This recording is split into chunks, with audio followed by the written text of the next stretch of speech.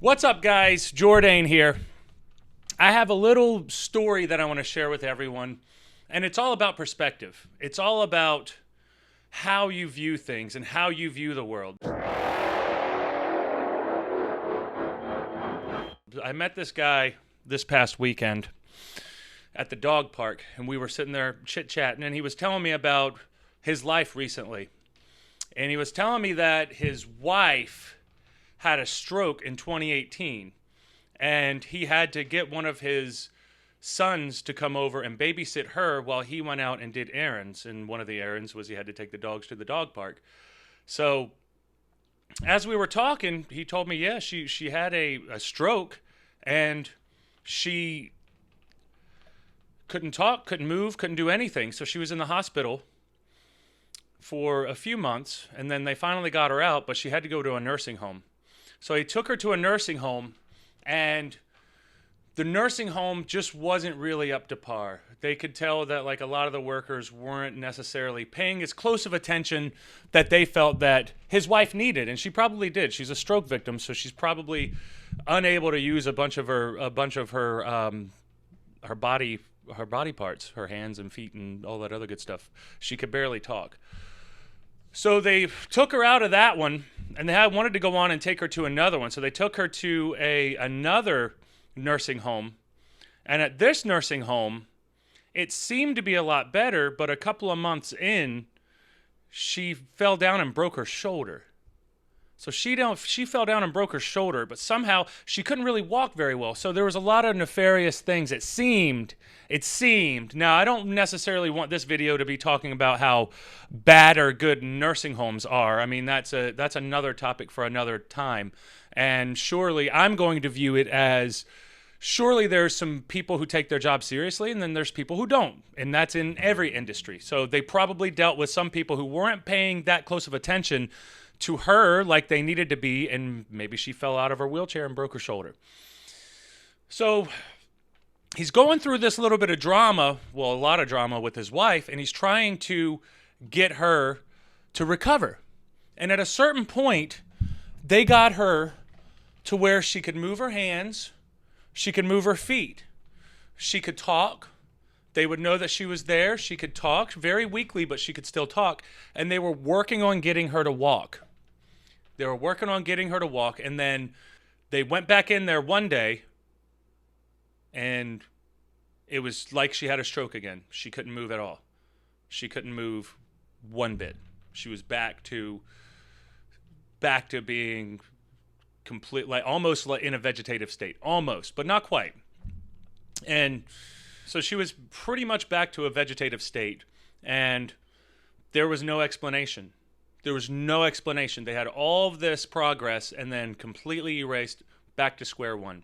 They thought that maybe she had another stroke, maybe she had something, maybe something went wrong. Nothing. There was nothing that was telling them otherwise, that everything was okay. She just couldn't get back up to where she was. So they had to take her to the hospital because just to see what was going on, to see if she had another stroke, and they had no idea. If she had a seizure, they think that she had a seizure. It was very hard to tell, but she was in the hospital. She was on the 7th floor, and he said that he was on his way over to visit her, and whenever he was on his way to visit her, he got into a wreck. So he crashed, flipped his car, and was taken to the same exact hospital that his wife was in. And he told me that he woke up and he was in the ER, and he was like, wait, where am I? Where am I? And the nurse told him, you're at this hospital. And that hospital was the same exact hospital that his wife was at. And he was just like, man, I'm in the emergency floor on the bottom, and my wife is up there on the top of the 7th floor. If I didn't have bad luck, I wouldn't have any. And I started laughing because I was like, yeah, it sounds like you got some pretty bad luck, brother. It sounds like you got some pretty bad luck.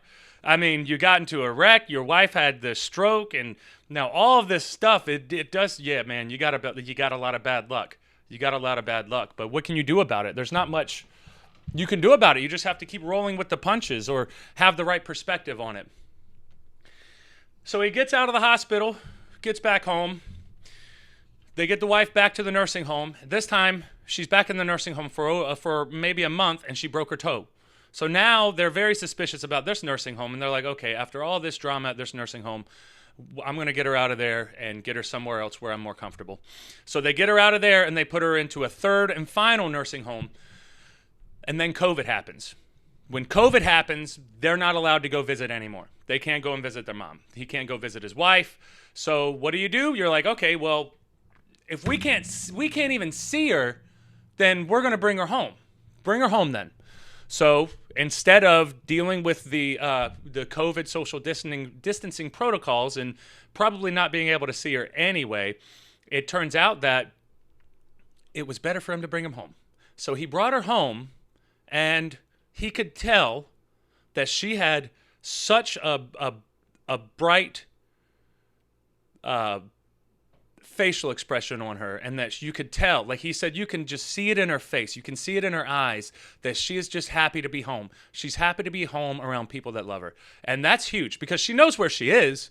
It's not like she actually is a vegetable and she's not aware of anything around her. She's very aware. She's just not able to control her motor functions. So she's at home. Now she's at home. And now she's getting a little bit of progress every day. And that's just the work that they have in here. And as he and I were talking, he told me this whole story.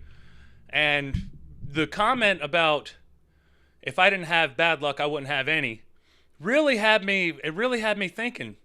And then I looked over at him and I was like, I don't know, man. You sound pretty lucky to me. I mean, your wife was lucky to survive the stroke. You were lucky to survive your car wreck. You're all lucky to have each other while you're going through it. You all have each other. Your children were running up and down from the ER to the top floor, and it sounds like you're pretty lucky. He started laughing. He laughed his ass off. He was like, ha, ha, ha, you're right, man. You're right. You nailed it. That's right. That is. You're right. Exactly. We are so lucky. I thank God every day. And that right there, I think, is one of the most important things that we all can take from this story is perspective. It's the right perspective, because a lot of bad things do happen, but having some kind of appreciation for the good things, because there's always a little bit of light shining through the clouds. So I'd like everyone here, all my followers, I hope you all enjoyed this video. I hope that this one help gain a little bit more perspective just on, in general, and how we look at ourselves and how we look at our day-to-day lives. Because a lot of time, there can be a lot of negativity and there can be a lot of bad things going on in our lives. And we do look at it like, oh, this happened. It's raining dogs and cats. Instead of being like, okay, well, I'm lucky this isn't worse. I'm very lucky, and I'm very appreciative that we can get through this. We can figure this out. Not always, but sometimes and most times you can figure out a way to make things better, at least to view it in a better sense. So anyway, guys, I love you. I hope you all have a great, great rest of your day or night or whenever the hell you watch this video. Make sure that you click that like button, the subscribe button, and all that other good stuff so that we can get bumped up in the algorithms. But thank you all. I'll see you on the live streams Tuesday through Friday, 6 p.m. Make sure you check them out.